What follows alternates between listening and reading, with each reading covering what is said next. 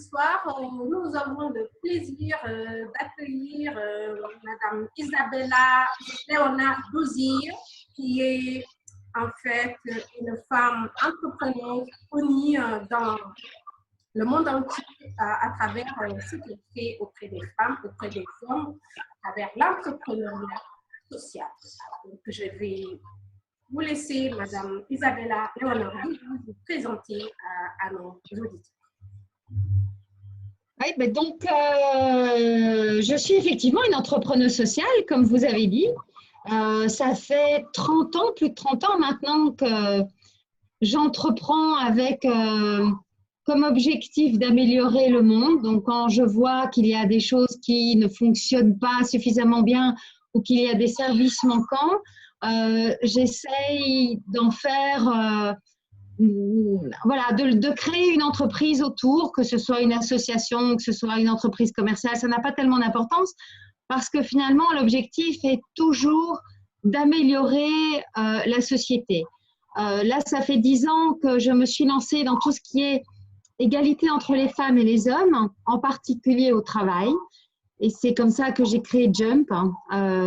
Et Jump, c'est vraiment une marque avec des services qui sont à destination aussi bien des femmes que des hommes, mais aussi auprès des entreprises. C'est indiqué aux entreprises comment faire pour utiliser tous les talents, qu'ils soient masculins et qu'ils soient féminins. C'est en fait comme aider les entreprises à ce qu'elles deviennent bilingues, bilingues hommes et femmes, pour que les femmes se sentent véritablement respectées, valorisées et qu'elles puissent donner le meilleur d'elles-mêmes. Donc, c'est ce que Jump fait depuis 10 ans maintenant. Avant ça, j'ai fait beaucoup de choses dans le domaine de l'éducation en particulier, de l'accès à l'emploi. J'ai créé les Brussels Job Days, le European Job Days, où en 5 ans, on a mis plus de 5000 personnes à l'emploi. Avant ça, j'ai fait les salons européens de l'étudiant. J'ai beaucoup œuvré en faveur de la mobilité des étudiants et du choix des étudiants du secondaire vers l'enseignement supérieur. J'ai aussi été directrice adjointe de la Cité des Sciences à Naples. J'ai aussi été coordinatrice de le fameux Davos européen, ça s'appelle le European Business Summit, pour le patronat européen et belge. Bref, j'ai fait vraiment beaucoup de choses, toujours pour vraiment essayer que les individus aient accès à l'information et aux outils pour véritablement se réaliser pleinement, réaliser tous leurs talents. Et donc là, ça fait 10 ans où je me suis plus focalisée sur cette égalité entre les femmes et les hommes. Merci. En fait, quand je vous écoute, quand même, c'est un parcours énorme, quand même, qui ne date pas en fait d'aujourd'hui. J'aimerais juste savoir quel a été le déclic, qu'est-ce qui vous a incité vraiment à entreprendre de la sorte. Et le déclic, il y a plusieurs choses en fait. Il n'y a pas un moment précis. D'abord, ce qui est essentiel à savoir, c'est que je suis la fille d'un homme absolument exceptionnel. C'est lui qui a créé Erasmus. Il a eu l'idée d'Erasmus, donc ce programme de mobilité des étudiants, d'abord en Europe, maintenant dans le monde. Lui, il était issu de l'immigration italienne, il était fils de mineur. Il a énormément souffert dans son enfance, son adolescence. Il a été vraiment mis de côté à chaque fois par les écoles belges qui l'accueillaient parce qu'il ne supportait pas être victime de racisme et donc il se révoltait et à chaque fois il était renvoyé de l'école jusqu'au moment où un prêtre ouvrier a cru déceler en lui un certain potentiel et a demandé à un collège d'excellence de le prendre même s'il ne pouvait pas payer les frais d'entrée. Mais alors donc du coup les jésuites qui géraient ce collège ont dit d'accord, on va faire une tentative, mais pour compenser le fait qu'il ne peut pas payer, on va le faire travailler pendant toutes les vacances, pendant les week-ends, les récréations, etc. Et grâce à ça, il a eu accès à l'excellence de l'éducation. Et ça a évidemment changé complètement sa vie. Ça lui a donné un parcours extrêmement différent que tous ses frères et sœurs. Après, il a pu obtenir des bourses pour pouvoir aller à l'université. un épisode très important, c'est qu'à cause de la malnutrition et des mauvais traitements dont il a été victime, il est devenu paraplégique. Et donc, malgré tout, il a réussi quand même l'université et il est rentré à la Commission européenne. Et là, la Commission européenne, il a vraiment voulu donner ce qu'il a reçu, lui, l'excellence de l'éducation, au plus grand nombre de jeunes possible. Et c'est comme ça qu'il a créé Erasmus, parce qu'il s'est dit qu'à partir du moment où il parvenait à créer une véritable Europe de l'éducation avec une mobilité des enseignants et des étudiants, automatiquement, le niveau allait s'élever. Et bon, voilà, c'est donc à partir du moment où on a un père comme ça, qui, malgré une histoire d'enfance très difficile, un parcours compliqué, malgré un handicap, finalement donne vraiment le meilleur de lui et réalise quelque chose. Maintenant, on est en train de fêter les 30 ans d'Erasmus et tout le monde dit que c'est probablement l'action qui contribue le plus à créer un sentiment européen parmi les citoyens. Et donc, c'est mon papa qui a eu cette idée-là. Alors, évidemment, être sa fille, ça met la barre très, très haut. Ah ouais. Moi, j'ai eu la chance d'avoir ce père-là, d'être évidemment dans des conditions qui étaient beaucoup plus favorables que lui. J'ai été dans une école formidable qui était l'école européenne. Donc, on avait toutes les sections différentes au niveau de l'Union européenne, les sections linguistiques. On était effectivement avec des Allemands, avec des Britanniques, avec des Espagnols, avec des Grecs, etc. Donc, c'était formidable comme le niveau d'enseignement était très, très bien. Et puis surtout, ce melting pot de culture était vraiment extraordinaire. Et moi aussi, j'ai voulu... pendant toute ma vie, c'est pouvoir donner un peu de ce que moi j'ai reçu. C'est-à-dire, moi j'avais accès au meilleur, j'avais accès à l'information par exemple, et je voulais faire en sorte que tout le monde puisse avoir accès à l'information. C'est comme ça que j'ai commencé en éditant des magazines, en éditant des livres, en organisant des événements comme le Salon de l'étudiant, parce qu'à l'époque il n'y avait pas Internet. Et donc à chaque fois toujours c'était comment rendre autonome le plus possible les personnes. Parce que si on facilite l'autonomie des gens, alors automatiquement, ça remet une couche d'égalité entre les personnes. C'est l'égalité des chances, l'égalité dans les opportunités. Donc ça a toujours été mon moteur. Mais en même temps, en donnant aussi aux personnes qui désirent, c'est-à-dire ne pas donner à manger à, mais faire en sorte que la personne puisse avoir accès à. Donc voilà, ça a toujours été mon moteur. Et puis, moi, jamais je ne pensais que j'allais devenir entrepreneuse. D'abord parce que je n'avais aucun modèle autour de moi de femmes qui avaient une entreprise, voire même qui étaient indépendantes. J'avais pas de modèle en fait, j'avais très peu de modèles autour de moi et les biographies que je lisais, c'était des femmes révolutionnaires ou des femmes qui faisaient de la politique et qui parvenaient par ce travail-là à changer le monde. Et donc quelque part, je me disais que c'était aussi le chemin que j'allais prendre parce que je ne voyais pas comment je pouvais faire les choses autrement. Et c'est à l'université que j'ai rencontré un homme très différent de moi qui m'a demandé de le rejoindre dans une idée justement de réaliser, d'éditer un magazine pour les étudiants. Et comme il était très différent de moi et que lui, il avait un vrai esprit d'entrepreneur, je me suis dit, tiens, là, il y a quelque chose que je ne connais pas, que j'ai envie d'approfondir. Eh bien, ok, je vais bosser avec lui, je vais voir ce que c'est, et puis après, on verra bien. Et en fait, depuis que j'ai 12 ans, je travaille comme une folle. Bien sûr, j'étais à l'école, j'étais à l'université, etc. Mais j'allais très peu au cours. J'étais surtout dans toutes les associations possibles et imaginables. Je faisais toutes les manifestations. J'ai même fait la grève de la faim contre un projet de loi. J'ai tout fait. Et le fait d'être associée comme ça à un entrepreneur me sortait d'un milieu habituel qui était un milieu extrêmement militant. Et en fait, sans le savoir, j'ai créé, par vraiment ma nature de militante, mais par mon association avec un entrepreneur, finalement, j'ai créé une identité d'entrepreneuse sociale. Et ça n'avait pas encore de nom à ce moment-là. Mais c'est comment faire en sorte de donner toute son énergie, mais aussi son patrimoine, son salaire, dans une organisation qui a comme finalité un mieux-être pour la société. Et finalement, c'est maintenant, il y a quoi? Il y a 10 ans ou 20 ans qu'on parle d'entrepreneurs sociaux, il y a 20 ans, je crois, surtout dans le monde anglo-saxon, ça nous vient de là. Et quand j'ai vu cette définition-là pour la première fois, je dis, oh, mais c'est moi! Et c'était génial parce que les militants classiques ne me reconnaissaient pas en tant que militante, mais me targuaient plutôt de capitaliste. Et par contre, les vrais capitalistes, c'est-à-dire les vrais entrepreneurs, se foutaient de moi parce que moi, je travaillais avec, justement, pour un objectif sociétal et donc pas pour de l'argent. Et donc, c'était très, très, très dur. Et ils disaient, mais pourquoi tu fais ça? Il serait peut-être temps que tu gagnes des sous. Et il serait peut-être temps que tu fasses des choses qui te permettent de gagner des sous. Et donc, c'est très génial. L'entrepreneuriat social permet en fait d'utiliser le meilleur de l'entrepreneuriat, mais à destination d'un mieux-être au niveau de la société.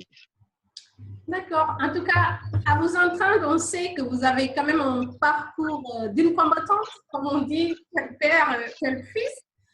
Et je suis quand même, je sais que cette énergie, en fait, ces racines entrepreneuriales, quand même, voilà. Si j'ai bien compris, vous les teniez de votre papa qui a mis en place ce grand réseau aujourd'hui qui réunit les jeunes du monde entier, qui permet la mobilité, qui donne de l'emploi, qui permet d'étudier et tout en se développant. C'est très parlant.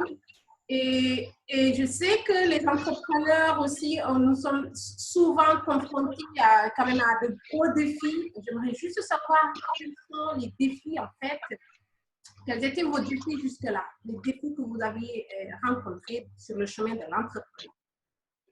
Je pense que pour moi, la première grande difficulté, une fois que je me suis rendu compte que le temps que je passais dans mon activité entrepreneuriale avec cet homme, cet associé, je me suis rendu compte que le temps que je passais avec lui, dans les projets que je faisais avec lui, avait finalement plus d'impact sur le monde que le temps que je pouvais passer dans les différentes associations que j'avais créées ou que j'avais rejointes. Et donc, à un moment donné, je me suis dit, OK, maintenant, il faut faire des choix. Il faut pouvoir s'engager pleinement dans une voie. Et donc, j'ai choisi cette voie de l'entreprise qui, après, donc, a eu ce label entrepreneuriat social. Mais pour faire ça, ne pas gagner d'argent n'est pas un problème pour moi. Par contre, investir de l'argent et risquer de l'argent, ça m'était complètement étranger. Et j'avais très, très peur. Et donc, c'est vraiment lui qui m'a dit, bon, maintenant, ça suffit. On doit investir. On va faire de ce projet un vrai projet entrepreneurial, un vrai projet professionnel pour nous deux et pour les autres, puisqu'on va engager. Et donc, pour que tu fasses partie de l'actionnariat, il faut que tu ailles emprunter de l'argent dans une banque.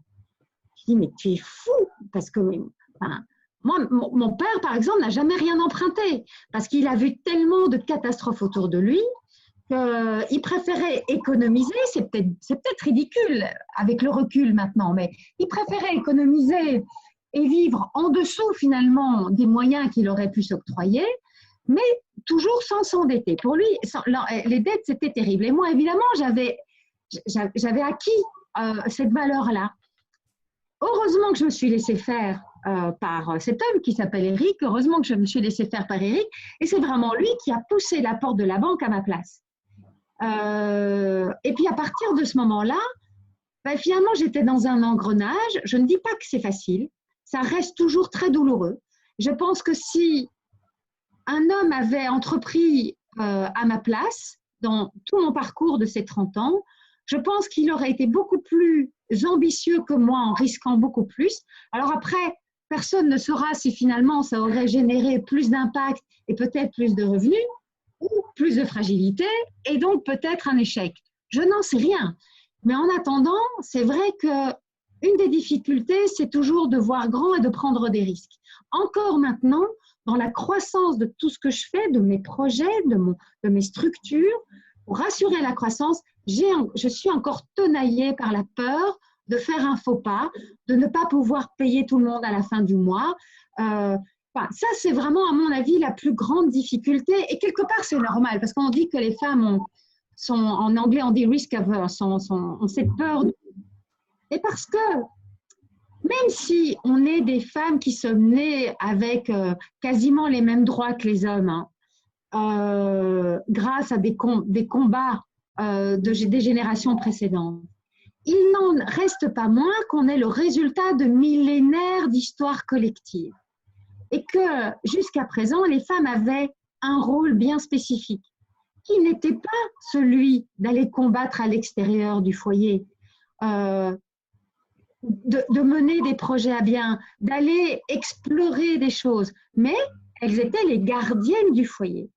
Et pour être gardienne du foyer, il ne faut pas prendre de risques. C'est l'homme pouvait le faire, mais la femme devait faire en sorte que chaque soir, il y ait quelque chose à donner à manger aux enfants. Et donc, moi, chaque fois que je prends des risques, j'ai encore ce sentiment de peur archaïque-là. Comment je vais faire pour assurer un avenir décent à mes enfants? C'est assez, c'est quelque chose vraiment de très fort qui comme si c'était dans mes cellules. Ma tête sait que c'est ridicule, mais mes cellules me disent, il faut avoir peur. Et donc voilà, il faut pouvoir reconnaître ça, il faut pouvoir savoir d'où ça vient et pouvoir le combattre aussi. Merci. En fait, ma prochaine question sera, quelle était votre principale en fait, difficulté sur le chemin de l'entrepreneuriat, de ces 30 ans de parcours en tant que Et donc, à part tout ce que je viens de raconter sur la peur du risque financier, les difficultés, il y en a vraiment beaucoup et en même temps, elles ne sont pas, je trouve qu'elles ne sont pas essentielles. La difficulté, c'est d'abord d'avoir suffisamment confiance en soi pour pouvoir se rendre compte que le projet qu'on a, bien, on peut le réaliser. Donc, finalement, c'est beaucoup de barrières internes, la peur du risque, la confiance en soi, avoir suffisamment de culot pour penser que ce projet vaut la peine et vaut la peine d'être finalement apporté aux autres, donc d'aller le vendre auprès des autres, d'aller recruter des gens qui vont porter le projet avec soi. Ça demande quand même un sacré ego. Et ça aussi, finalement, nous les femmes, on n'est pas très bien outillés pour faire face à ça, parce qu'on nous demande toujours de prendre peu de place. Ouais. Et si on veut réussir en tant qu'entrepreneuse, il faut qu'on prenne beaucoup de place. Ouais. Il faut qu'on ait une forte marque personnelle. Il faut qu'on travaille énormément et qu'à chaque fois qu'on le peut, eh bien, qu'on puisse rendre visible notre projet. Donc, ça veut dire, dans les conférences, ça veut dire lever la main et poser des questions et en profiter pour parler de soi quand on pose des questions. C'est pouvoir aller vendre un projet à des investisseurs en disant pas je ne suis pas sûre que j'arriverai à ce chiffre d'affaires-là, mais plutôt en disant ce qu'ils ont envie d'entendre, je vais y arriver. Et ce sont toutes des choses qui sont vraiment pas simples pour la plupart d'entre nous, les femmes, et en tout cas qui pour moi, même à presque 52 ans, me continuent à être pas évident pour moi. Tout à fait. En fait, je sais quand même que tout ce parcours, quand même, il a été parsemé, certes, d'embûches, mais quand même, il y a eu quand même des acquis, il y a quand même le succès. Et quel est votre plus grand succès sur ce chemin de l'entrepreneuriat, dont vous vous glorifiez, que quand vous pensez à ça, vous êtes fière en tant que femme, vous êtes fière, voilà. Non, moi, je pense que quelque part, je fais des miracles avec Jump parce que je n'ai pas de subside structurel pour Jump. Je suis probablement l'organisation féministe qui a le plus d'impact, en tout cas sur tout ce qui est égalité professionnelle. Et par contre, je ne suis pas du tout soutenue par les pouvoirs publics. Ce qui veut dire que je suis obligée d'aller vendre des services aux entreprises que par ailleurs, je critique parce qu'elles n'en font pas assez pour être suffisamment inclusives vis-à-vis des femmes. C'est un peu schizophrénique, c'est un peu compliqué. Et sincèrement, vendre des services pour avoir plus de mixité dans les entreprises, c'est très difficile parce que la plupart des entreprises, même si elles sont toutes assez d'accord par rapport à la mission, mais de là à avoir une stratégie pour le mettre en place et dégager des moyens pour le faire, là, c'est une autre histoire. Et donc, je pense que c'est assez incroyable d'être parvenu à tenir 10 ans là-dedans, à avoir toute une équipe. On est 12 personnes qui nous occupons de ça. On a un bureau à Paris, un bureau à Bruxelles. On a des événements qui rassemblent des centaines de personnes, des milliers de personnes. On organise des formations dans les entreprises avec là aussi des milliers de personnes par an. On a réussi à créer une communauté de plus de 200 000 personnes en Europe qui reçoivent nos informations, qui interagissent sur nos réseaux sociaux. Et on fait des grandes études avec des grandes campagnes de sensibilisation quand même. La toute dernière, c'était justement le sexisme dont sont encore victimes les femmes au bureau, mais aussi dans les transports, dans les familles, etc., etc. Et donc, on a beaucoup d'impact. On est une voix qui est relativement écoutée. Et finalement, je crois que ma plus grande fierté, c'est ça. C'est avoir réussi là où c'est quasiment impossible sans soutien des pouvoirs publics. Et je l'ai quand même fait grâce à quelques personnes dans quelques entreprises qui ont compris combien c'était important et qui ont décidé de me faire confiance. Félicitations. C'est un grand combat de gagner déjà. C'est très bien. Donc, quel message, en fait, vers la fin, avez-vous à transmettre aux femmes entrepreneurs qui sont en train de nous écouter, qui vont nous écouter à travers cette entrevue, ou tout simplement celles qui ont envie d'entreprendre? Quel message avez-vous à leur dire? Alors, moi, quand on me demande de promouvoir l'entrepreneuriat auprès des femmes ou auprès d'autres publics, je suis toujours un peu embêtée parce que il faut savoir que surtout dans nos pays européens et surtout dans des pays comme la France, mais encore en particulier la Belgique, l'entrepreneuriat, ça ajoute de la fragilité à la fragilité. Et il faut bien s'en rendre compte.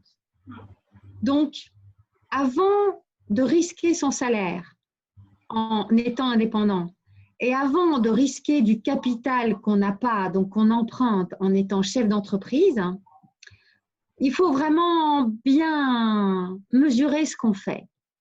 Il faut certainement y croire, c'est fondamental. Il faut vraiment être aidé, il faut avoir l'environnement positif nécessaire pour nous soutenir. Donc, il faut avoir un partenaire. Si on a des enfants, par exemple, il faut qu'ils soient partie prenante s'ils sont assez grands dans cette aventure-là. Il faut que l'homme qui est notre partenaire de vie nous aide. Il faut qu'on ait un réseau autour de nous qui est soutenant, qui est positif, qui nous accompagne, parce que c'est vraiment difficile. Et moi, je trouve que c'est de plus en plus difficile. Alors, c'est vrai, il y a énormément d'intermédiaires, de mesures d'accompagnement, etc. Mais pour le démarrage, mais une fois qu'on a démarré et qu'on a commencé à risquer, après, pour vous accompagner, après, il n'y a plus personne, sauf des gens qu'il va falloir payer. Et pour les payer, il faut des sous. Et donc, je ne veux pas faire peur, mais il faut vraiment bien savoir où on met les pieds, parce que moi, j'ai vu des catastrophes autour de moi. Des catastrophes autour de moi. Je travaille, par exemple, dans mon équipe, il y a une personne qui a 76 ans, qui travaille encore parce que son mari est décédé et son mari a fait faillite. Elle était consciente de ses investissements. Alors, je trouve que c'est formidable qu'elle puisse encore travailler parce que ça la maintient jeune, etc. Mais quelque part, il ne faut pas oublier que ça peut vraiment plomber une vie, que les dettes qu'on accumule peuvent être dramatiques à rembourser. Alors, je pense que si on n'a pas cet environnement suffisamment fort autour de soi, et cette espèce allez, on va le dire, hein, Mintou, c'est de la folie de devenir entrepreneur dans nos sociétés. Si on n'a pas cette folie qui nous pousse en avant, moi, sincèrement, je n'aurais pas pu faire autrement parce que je suis comme ça. Je suis profondément une entrepreneuse. Je ne le savais pas, mais vraiment, avec le recul, je n'aurais jamais pu rien faire d'autre. Donc, j'ai aucun mérite. Si on n'a pas cette folie-là, cette force-là, cet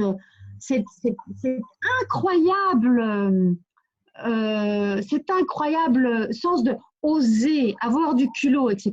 Si on n'est pas sûr d'avoir ça, on peut malgré tout faire la différence dans un job qui est un job salarié.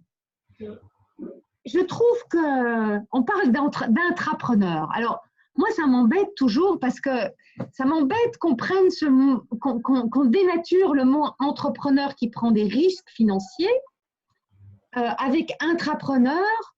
Parce que finalement, moi, je pense que toutes les personnes qui sont salariées devraient donner le meilleur d'elles-mêmes. Elles n'ont pas besoin d'avoir le label intrapreneur pour être créatives, oser proposer des solutions, voilà, travailler à l'amélioration de l'entreprise pour laquelle elles travaillent.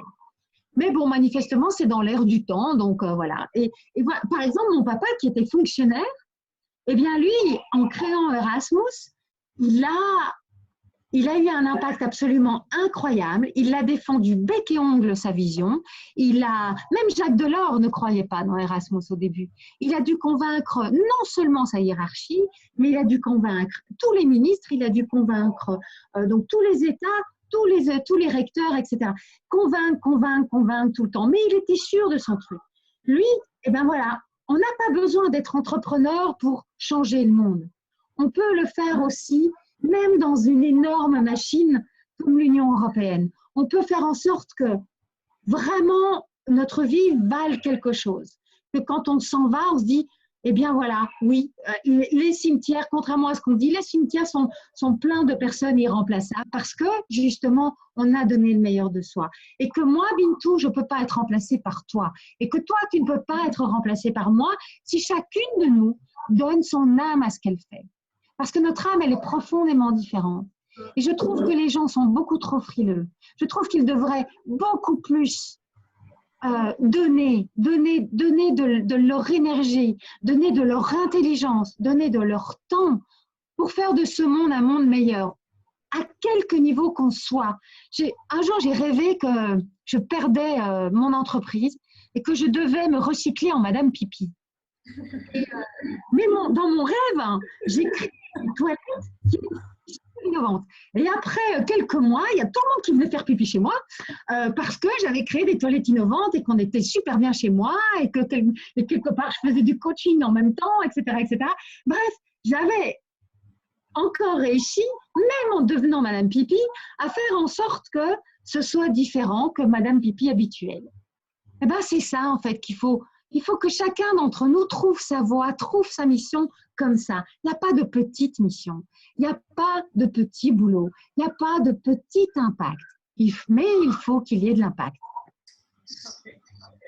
Je suis tout à fait d'accord avec ce que vous venez de dire et je suis vraiment ravie et très honorée de vous avoir reçu ce soir.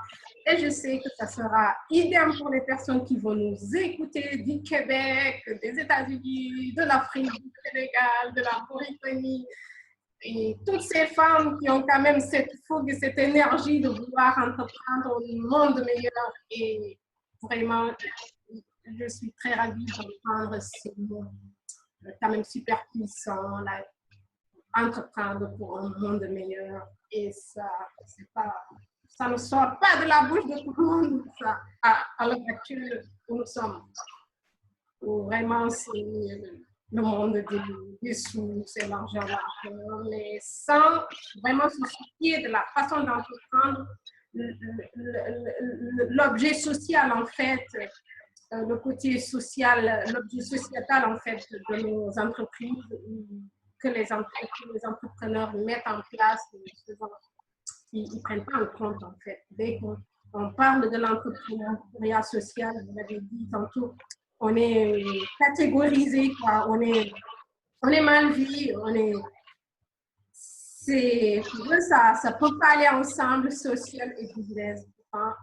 Et là, vous êtes vraiment, il y a la parfaite illustration sur les réseaux et une parfaite illustration que c'est possible d'entreprendre vraiment un autre monde, d'entreprendre en tenant compte des vies humaines, d'entreprendre en tenant compte de l'humain dans son ensemble. Je pense qu'il n'y a pas mieux. Donc, je voudrais merci en tout cas de ce message très fort. Si vous avez, par exemple, un mot de la fin à nous laisser, quel va être ce mot de la fin?